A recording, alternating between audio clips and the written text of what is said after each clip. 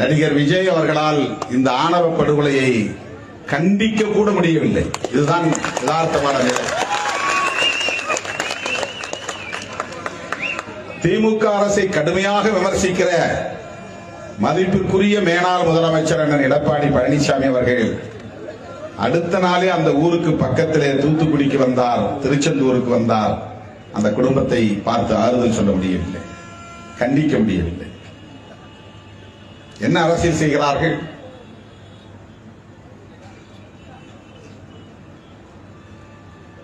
இதையெல்லாம் சீர்தூக்கி பார்க்க வேண்டும். சமூக அநீதிகளை கண்டிக்கிற துணிச்சல், பிற்போக்குத்தனமான கொடூரங்களை கண்டிக்கிற துணிச்சல், அரசியல் நேர்மை தரத்தோடு செய்கிற துணிச்சல் இன்றைக்கு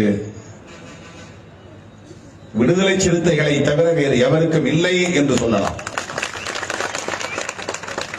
ஏனென்றால் நாம் எந்த ஆதாய கணக்கும் போட்டு பார்த்து பிரச்சனைகளை அணுகுவதில்லை.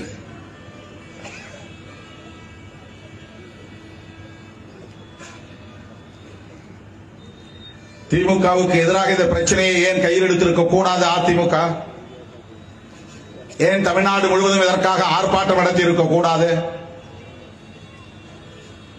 இதற்கெல்லாம் திமுக அரசுதான் பொறுப்பேற்க வேண்டும் என்று ஏன் உங்களால் சொல்ல முடியவில்லை? தலித்துகளின் ஓட்டு வேண்டும், ஆனால் தலித்துகளுக்காக பேசக்கூடாது. பட்டியல் சமூகத்தினரின் வாக்குகள் வேண்டும், ஆனால் பிற சமூகங்களின் இந்த